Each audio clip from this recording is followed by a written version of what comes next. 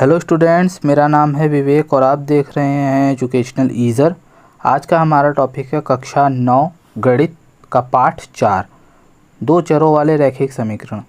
इस पर मैंने इस पाठ के पहले भी 2 वीडियो बनाए हैं, ठीक है। जिन्होंने वो वीडियोस नहीं देखे हैं उसकी पूरी प्लेलिस्ट की लिंक आपको डिस्क्रिप्शन में मिल जाएगी, जिसमें पार्ट 1, 2, 3 के साथ साथ चौथे पार्ट का जो भी मैंने बनाया है, 2 वीडियो शायद बनाया है, वो उसमें है, ठीक है। तो आप पहले उसे देखना चाहें तो देख सकते हैं।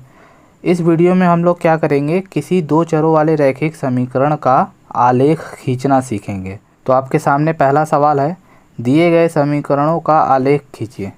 तो आलेख खींचना तो है, चलिए आलेख खींचते हैं, लेकिन किस प्रकार। सबसे पहले हमें एक काम करना होगा आलेख खींचने के लिए कि हमें हर एक समीकरण के बिंदु चाहिए होंगे, यानी उसका हल चाहिए होगा, जिसकी मदद से हम जो है ग्राफ बना सकें। तो हल के लिए मैंने आपको पिछले वीडियो में बताया था, क्या करते हैं, x या y का मान निकालते हैं और फिर उसमें अलग अलग मान पुट करेंगे तो हमें अलग अलग मान मिलेगा, ठीक है। जैसे कि अब यहाँ से आप किसका मान निकालना आपके लिए आसान है, तो दोनों मान निकालना आसान है, y निकाल लेते हैं। तो y बराबर यहाँ से कितना हो जाएगा, 4 - x। अब यहाँ पे बॉक्स बनाकर कम से कम 2 मान ज्ञात कर लेंगे, ठीक है। x का अलग अलग मान रखेंगे तो हमें y का अलग अलग मान मिलेगा। अगर x का मान 1 रखेंगे तो y का मान कितना मिलेगा, 4 - 1 यानी 3, ठीक है। x का मान अगर 2 रखोगे तो कितना मिलेगा, y का मान 2 मिलेगा, क्योंकि 4 में से 2 गया 2। तो कम से कम 2 निर्देशांक हम ज्ञात कर लेंगे। कम से कम कितने निर्देशांक ज्ञात कर लेंगे, 2, ठीक है। उसी प्रकार से इसमें करेंगे। यहाँ से भी किसका मान निकालना आसान है हमारे हिसाब से, तो y का, क्योंकि y अकेला है। बाकी इसको इधर ट्रांसफ़र कर देंगे तो ये क्या हो जाएगा, 3 - 2x बराबर y। इसको आप ऐसे भी लिख सकते हो, y बराबर 3 - 2x, ऐसा लिखा जा सकता है। अब बॉक्स बना लो और उसमें कम से कम 2 मान ज्ञात कर लेंगे, ठीक है। x के अलग अलग मान के लिए y का अलग अलग मान मिलेगा। अगर x का मान 1 रखोगे तो क्या मिलेगा भाई, x का मान 1 रखोगे तो 2 × 1 = 2 और 3 में से 2 गया 1, ठीक है। अगर x का मान तुम 0 रखते हो, ठीक है, 2 रखना चाहो तो 2 भी रख सकते हो, लेकिन 0 रखोगे तो क्या मिलेगा, y का मान x का मान यहाँ 0 रखोगे तो 2 0 जा 0 हो जाएगा और 3 में से 0 जाएगा तो कितना आता है, 3। तो यहाँ से आपको क्या निर्देशांक मिला, 1 1 और 0 3। इसी प्रकार से इस समीकरण में भी करेंगे। यहाँ से किसका मान निकालना आसान है, x का। आप कहोगे यहाँ भी y का निकाल सकते हैं, ठीक है, निकाल सकते हो। यहाँ y का मान ऋणात्मक है, अगर x को इधर भेजोगे तो y का मान ऋणात्मक रह जाएगा, ठीक है। तो यहाँ से x का निकाल लेते हैं, जो आसान पड़ेगा। तो ये क्या हो जाएगा, 2 + y, क्योंकि y जब इधर जाएगा तो उसका चिन्ह बदल जाता है, तो प्लस हो गया। अब एक बॉक्स बनाएंगे, उसमें हम y का अलग अलग मान रखेंगे तो x मिलेगा, ठीक है। क्योंकि y का मान नहीं निकाले हो, यहाँ इन दोनों समीकरण में y का मान निकाले हो तो x का मान रखने पे y मिल रहा था। अब यहाँ तुम x का मान निकाले हो, इसीलिए y का मान जब रखोगे तो तुम्हें x मिलेगा। तो चलो y का मान अगर 1 रखोगे तो यहाँ क्या मिलेगा भाई, y का मान 1 रखोगे तो x का मान मिलेगा 3, क्या मिलेगा, 3। उसी तरीके से y का मान अगर तुम 0 रखोगे, ठीक है, y का मान अगर तुम 0 रखोगे तो x का मान कितना मिल जाएगा, 2। तो यहाँ से तुम्हारा निर्देशांक क्या हुआ, 3 1 और 2 0, समझ रहे हो। इसी प्रकार से अंतिम वाला करते हैं। तो यहाँ x और y का मान निकालने की ज़रूरत ही नहीं है, क्योंकि डायरेक्ट यहाँ दिया हुआ है। तो सिर्फ बॉक्स बनाएंगे और हम 2 मान ज्ञात कर लेंगे। तो यहाँ y का मान निकला हुआ है, तो हमें y का मान जब मिला हुआ है तो हम x का मान अलग अलग रखेंगे तो हमें y का मान मिलता चला जाएगा, ठीक है। तो चलो सबसे पहला मान हम क्या रखेंगे, अगर x का मान हम यहाँ 1 रखते हैं, ठीक है, x का मान यहाँ पे 1 रखोगे तो क्या मिलेगा, y का मान 3 1 = 3। उसी तरीके यहाँ पे आप 0 रख सकते हो। अगर आप x का मान 0 रखोगे तो y का मान कितना मिलेगा, 0, क्योंकि 3 0 जा 0। आप चाहो तो 2 भी रख सकते हो, तो 2 रखोगे तो क्या मिलेगा, 6। लिखना चाहो तो लिख लो। x का मान अगर 2 रखोगे तो y का मान कितना मिलेगा, 6। तो इस तरीके से इसके भी निर्देशांक तुम्हें मिल गए। अब करना क्या है, अब ये इससे एक रेखा बनेगी, इससे दूसरी रेखा बनेगी और इससे तीसरी रेखा, इससे चौथी रेखा। एक चीज़ जान लो कि ये जितने भी समीकरण हैं ये सब रैखिक समीकरण हैं, साथ में दो चरों वाले हैं। तो हमेशा याद रखना कि रैखिक समीकरण का ग्राफ हमेशा एक सीधी रेखा बनती है। कैसी बनती है? एक सीधी रेखा। तो यानी इसका भी एक ग्राफ जो है एक सीधी रेखा होगा, ये भी एक सीधी रेखा यानी लाइन। तो एक ही ग्राफ में इसको चारों को बना सकते हैं। तुम चाहो तो सबका ग्राफ अलग अलग भी बना सकते हो, नहीं तो एक ही ग्राफ में बना सकते हो, कोई दिक्कत नहीं होगी। तो सबसे पहले हम क्या बनाएंगे, एक्स अक्ष और वाई अक्ष, और उस पर हम 1 2 3 मार्किंग कर लेंगे। तो ये ग्राफ बना लिया है, देखिए एक एक्स अक्ष बना लिया, एक वाई अक्ष बना लिया। ये मूल बिंदु हो गया जिसे 0 0 बोलते हैं, ठीक है। और इधर की ओर धनात्मक, बाएं तरफ ऋणात्मक, ऊपर की ओर धनात्मक, नीचे की ओर ऋणात्मक। चलिए फटाफट एक एक बिंदु बनाते हैं और ग्राफ बनाते जाते हैं। 1 3 बोला है तो 1 3 का मतलब एक्स अक्ष पे 1 और वाई अक्ष पे 3, तो 3 ऊपर चला गया, तो यानी ये बिंदु होगा। समझ रहे हो? एक्स अक्ष पे 1 और वाई अक्ष पे 3, इस तरह से। तो ये आपका हो गया क्या, 1 3। दूसरा क्या बोला था, 2 2, यानी एक्स अक्ष पे 2 और वाई अक्ष पे 2। तो यहाँ 2 के सामने जाओगे, कैसे जा रहे हो, एक्स अक्ष पे 2 और वाई अक्ष पे 2, तो इस तरह से जा रहे हो, ठीक है। अब यहाँ से तो ये हो गया आपका 2 2। अब इन दोनों को क्या करोगे, स्केल से मिला दोगे। तो स्केल से जब मिलाओगे तो तुम्हें एक ग्राफ मिल जाएगा पहले वाले समीकरण का, ठीक है, इस तरह से। तो ये हो गया तुम्हारा ग्राफ किसका, x + y = 4 का। दूसरा वाला बनाने के लिए तुम्हारा निर्देशांक क्या है, 1 1। 1 1 का मतलब x अक्ष पे 1, y अक्ष पे 1, ठीक है। तो ये देखो ये बन गया 1 1। और दूसरा क्या है, 0 3। 0 3 का मतलब x अक्ष पे 0 यानी यहीं रहेगा और y अक्ष पे 3, तो ये तुम्हारा हो गया क्या, 0 3। तो अब तुम क्या करोगे, 0 3 से 1 1 को मिला दोगे तो ये तुम्हारा दूसरा ग्राफ बन जाएगा दूसरे समीकरण का, इस तरह से, ठीक है। इसी प्रकार से 3 1 है, तीसरे ग्राफ की ओर चलते हैं। तो 3 1 यानी x अक्ष पे 3, y अक्ष पे 1, तो 3 x अक्ष पे, y अक्ष पे 1, ठीक है। तो यहाँ पे हमें मिल गया 3 1। दूसरा है 2 2, यहाँ से आप चाहो तो ऐसे मिला सकते हो। दूसरा है 2 0। 2 0 का मतलब x अक्ष पे 2, y अक्ष पे 0, तो ये है आपका 2 0। x अक्ष पे 2, y अक्ष पे 0।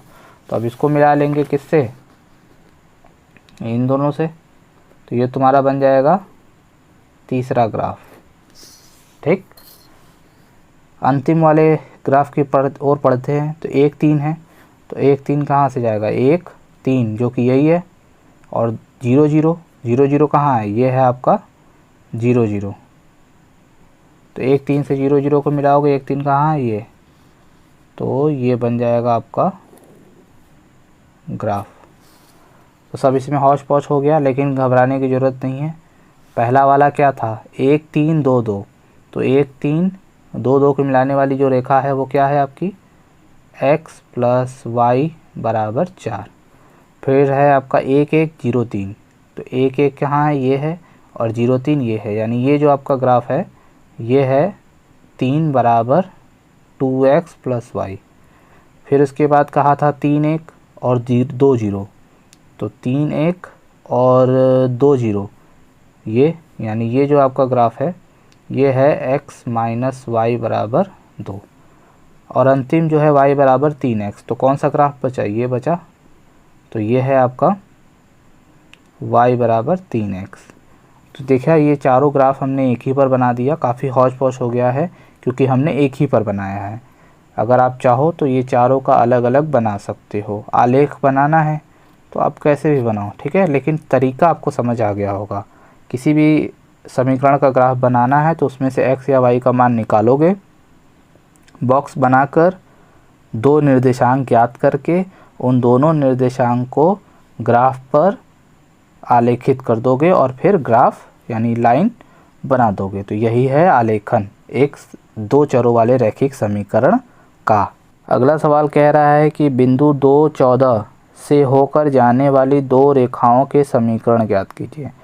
अब जैसा कि मैंने बताया कि किसी भी रेखीय समीकरण जो होता है, रैखिक समीकरण, उसका जब ग्राफ बनाते हो तो जैसे एक ग्राफ बना, आप देख सकते हो यहाँ पर बहुत सारे ग्राफ बने हुए हैं। तो इन सभी ग्राफ में से अगर कोई बिंदु किसी एक रेखा से होकर जा रही है तो इसका मतलब वो उसको संतुष्ट करती है। क्या करती है? संतुष्ट करती है। पिछले वीडियो में मैंने बताया था कि किसी समीकरण के हल को हम क्या बोलते हैं। तो ये एक तरह से कह रहा है कि ये एक हल है किसी रेखा का, ठीक है। दो रेखाओं के समीकरण लिखने हैं, तो ये दो रेखाओं का हल है। तो आपको अपने से ऐसा कोई समीकरण लिखना है जिसमें ये संतुष्ट करे। तो आप चाहो तो लिख सकते हो, जैसे कि पहला लिख सकते हो x प्लस वाई बराबर 16। अब आप कहोगे ये कैसे? अब देखो x और y का मान रखो, x की जगह पे 2 और y की जगह पे 14। तो 2 + 14 16 आ रहा है कि नहीं आ रहा है? तो ये समीकरण को संतुष्ट किया कि नहीं किया? उसी प्रकार कुछ और समीकरण ले सकते हैं, जैसे कि ये है, इसमें तुम x और y का मान रखोगे तो संतुष्ट करेगा। जैसे कि y का मान 14 है तो 14 यहाँ रखोगे तो 14 दूना 28 और x का मान 2, तो 28 में से 2 घटाओगे तो कितना आएगा? 26 आएगा कि नहीं आएगा? तो ये समीकरण को संतुष्ट कर रहा है ये बिंदु। उसी प्रकार से ये बिंदु देखो इस समीकरण को भी संतुष्ट करेगा। आप x की जगह पे 2 रखो तो 14 4 दूना 8 और 8 में 14 ऐड करोगे तो कितना आएगा? 22, यानी इस समीकरण को भी संतुष्ट कर रहा है। इसी प्रकार आप बहुत सारे समीकरण लिख सकते हो जिसको ये जो बिंदु है 2 और 14 ये संतुष्ट करेगा, ठीक है। तो ये जो पहला सवाल पूछा था उसका जवाब तो हो गया। अब कह रहा है इस प्रकार की कितनी रेखाएं हो सकती हैं। तो जैसा कि मैंने बताया, आप जितना चाहे उतनी रेखाएं लिख सकते हो जिसको ये बिंदु संतुष्ट करे। यानी इसका मतलब क्या हुआ? इसका मतलब ये हुआ कि एक बिंदु से होकर जाने वाली कई रेखाएं हो सकती हैं। जैसा कि आप लोगों ने पढ़ा भी होगा कि किसी एक बिंदु से होकर गुजरने वाली रेखाओं की संख्या जो होती है वो अनगिनत होती है। कितनी होती है? अनगिनत होती है। तो आप ये लिख सकते हो कि एक बिंदु से होकर जाने वाली रेखाओं की संख्या अनंत होती है। तो इसका मतलब 2 और 14 से होकर जाने वाली कितनी रेखाएं होंगी? अनंत रेखाएं होंगी। तो ये सवाल आपको समझ में आ गया, बहुत आसान था। अगला सवाल देखते हैं। अगला कह रहा है यदि बिंदु 3, 4 समीकरण 3y बराबर ax प्लस 7 के आलेख पर है, इसका आलेख कैसा होगा? जानते हो रेखीय समीकरण का आलेख एक सीधी रेखा होती है, जैसा कि ऊपर बनाए थे हम लोग, और ये जो है इसको संतुष्ट कर रहा है, उस आलेख पर है ना। तो इसका मतलब ये बिंदु इसको संतुष्ट कर रहा है। तो यहाँ से हमें a का मान ज्ञात करना है। अगर ये इसके आलेख पर है तो ये इसको संतुष्ट करेगा, यानी इसको इसमें रख देंगे। x की जगह पे 3 और y की जगह पे 4, तो a का मान निकल जाएगा। तो पहले एक लाइन लिख लेते हैं कि 3, 4 समीकरण 3y बराबर ax प्लस 7 के आलेख पर है, तो वो उसको संतुष्ट करेगा। तो आप लिखोगे अतः 3y बराबर ax प्लस 7।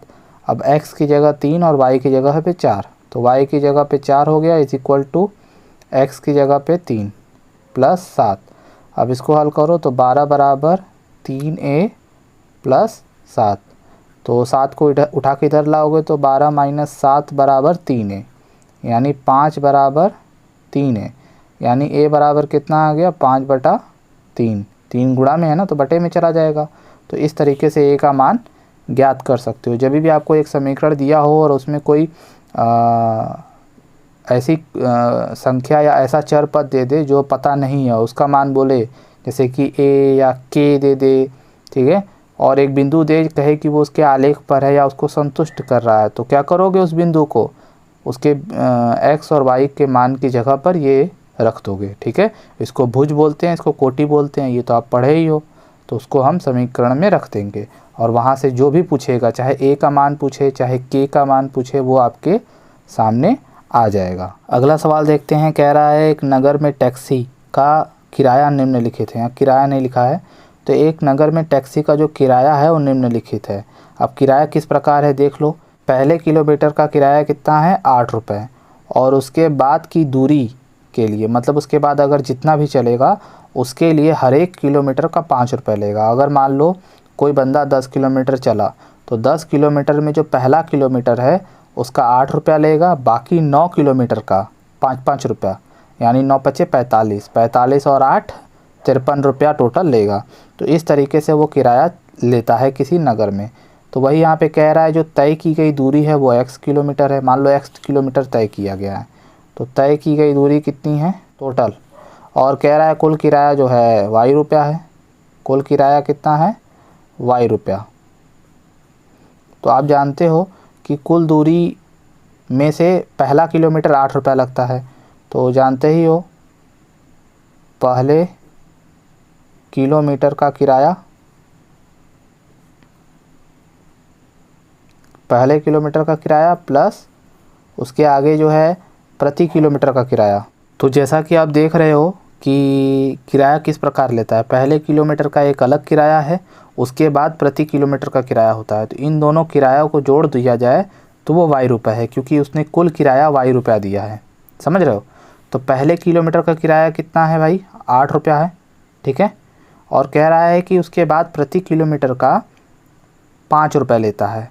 तो एक बात बताओ, कुल दूरी x चला है, कुल दूरी कितना चला है x, तो इसमें 1 किलोमीटर का किराया 8 रुपया है, ठीक है। और बाकी कितना बचा भाई, टोटल x चला है तो x में से 1 का तो 8 रुपया है, बाकी कितना, तो x में से 1 घटाओगे तो कितना आएगा x माइनस 1, यानी इसका 5 रुपया लिया गया है और पहले किलोमीटर का 8 रुपया लिया गया है, ठीक है। तो यही चीज़ हम यहाँ पे लिखेंगे। तो उसके आगे जो प्रति किलोमीटर का किराया है वो है 5 गुणे x माइनस 1, क्योंकि x माइनस 1 किलोमीटर चला है और हर एक किलोमीटर का 5 रुपया और पहले किलोमीटर का 8 रुपया, और ये कुल मिला के कितना हो गया y रुपया। मैं तुमसे कहूँ कि मैं 12 किलोमीटर चला, तो 12 किलोमीटर चलने में पहला किलोमीटर मुझे 8 रुपया देना पड़ा और बाकी कितना बचा 12 माइनस 1 यानी 11 किलोमीटर। तो पहले किलोमीटर के लिए 8 रुपया और उसके बाद प्रति किलोमीटर यानी 11 किलोमीटर के लिए हमें 11 गुणे 55 5। तो वही चीज़ देखो यहाँ पे लिखा गया, पहले किलोमीटर के लिए 8 रुपया और उसके बाद बचे हुए किलोमीटर, तो बचे हुए किलोमीटर ये है ना, x में से 1 घटाओगे तो ये आएगा, और इसके लिए प्रति किलोमीटर 5 रुपया लिया गया है। तो और कुल किराया जो है इस सब का मिला के कितना है y रुपया, ठीक है। तो ये समीकरण बनेगा। अब इसको हल कर लो तो ये बन जाएगा 8 प्लस 5x माइनस 5 बराबर y, ठीक है। 8 में से 5 गया 3, तो क्या आ जाएगा 5x प्लस 3 बराबर y। तो यहाँ से देखो एक हमें रैखिक समीकरण मिल गया। अब हमें इसका आलेख बनाना है। तो आलेख बनाने के लिए जानते हो कि x या y का मान निकालना पड़ता है। यहाँ पे ध्यान से देखो तो पहले से y का मान निकला हुआ है, y बराबर कितना दिया गया है 5x प्लस 3। तो अब बॉक्स बनाओगे तो बॉक्स में x का मान अलग अलग रखोगे और y का मान तुम्हें मिल जाएगा। तो कम से कम 2 बिंदु तो चाहिए ही चाहिए। अगर x का मान 0 रखते हो तो क्या मिलेगा, 5 0 जा 0 प्लस 3 यानी यहाँ पर 3 मिलेगा, ठीक है। अगर x का मान तुम -1 रखते हो, क्या रखते हो -1, तो सोचो कितना मिलेगा, 5 गुणे -1 कितना होता है -5, -5 प्लस 3 क्या हो जाएगा -2, यानी -1 रखने पे -2 मिलेगा, ठीक है। अगर तुम चाहो तो यहाँ पे 2 भी रख सकते हो या 1 रख सकते हो, ठीक है। 1 रखने पे क्या मिलेगा, 5 1 कम 5 3 8 मिलेगा। तो 2-3 बिंदु तुम्हें मिल गए यहाँ पर। अब इन सबको क्या करोगे, आलेख बना दोगे जैसा कि पहला सवाल किया गया था, ठीक है।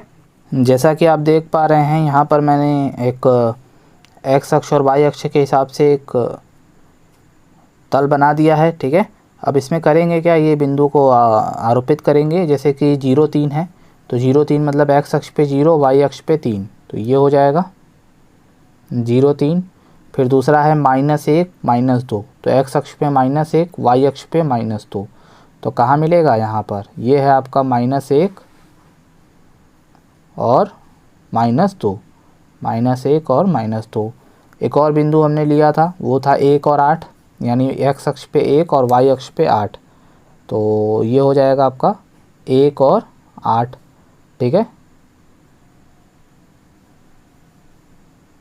अब क्या करोगे, इन तीनों बिंदु को मिला लोगे, तो ये तीनों बिंदु एक रेखा में ज़रूर आ जाएंगी आप इसको जब मिलाओगे तो, ठीक है। यहाँ पर मेरा थोड़ा सा ऊपर नीचे हो रहा है बट आप जब मिलाओगे तो ये तीनों एक ही रेखा पे आ जाएंगे, ग्राफ पे जब बनाओगे तब। तो इस तरीके से ये रेखा बन गई। तो जो आपको रेखीय समीकरण मिला था तो उसका आलेख ये हो गया। तो इस प्रकार से आप इस तरह के सवाल भी कर सकते हो। तो इसमें जो कहा गया था उस हिसाब से आप समझ जाना कि पहले किलोमीटर का किराया 8 रुपया था और बाकी जो बचा हुआ किलोमीटर था उसके लिए 5 रुपये प्रति किलोमीटर। तो पहले के लिए x में से पहला वाला 8 हो गया और बाकी बचा कितना x-1, उसका प्रति किलोमीटर का 5 रुपया। तो 8 पहला हो गया और बचे हुए के लिए 5, तो सब मिला जुला के y रुपया आया क्योंकि कुल किराया y था। फिर इसको हल किए तो समीकरण मिल गया, समीकरण से बॉक्स बना लिया, बॉक्स से बिंदु मिल गया और बिंदु को मैंने आलेखित कर दिया। ये सवाल आप लोगों के लिए है, इसको पॉज करके नोट कर लीजिए, इसको प्रैक्टिस करिएगा, ठीक है। ये वीडियो अगर समझ में आया है तो वीडियो को लाइक कर दीजिए। अगर कोई डाउट है, कुछ सवाल पूछना है तो आप कमेंट में पूछ सकते हैं। अगर कोई सवाल आपको वीडियो या फ़ोटो के ज़रिए पूछना है तो सोशल मीडिया का हैंडल मेरा डिस्क्रिप्शन में दिया गया है, आप वहाँ पर भी जाके मुझसे कोई सवाल पूछ सकते हैं, ठीक है। तो सवाल पूछिए बेझिझक, मैं आपके सारे सवालों के जवाब दूंगा। चैनल को सब्सक्राइब कर लीजिए, वीडियो को अपने दोस्तों से शेयर करिए। हम लोग मिलेंगे नेक्स्ट वीडियो में। Thanks for watching.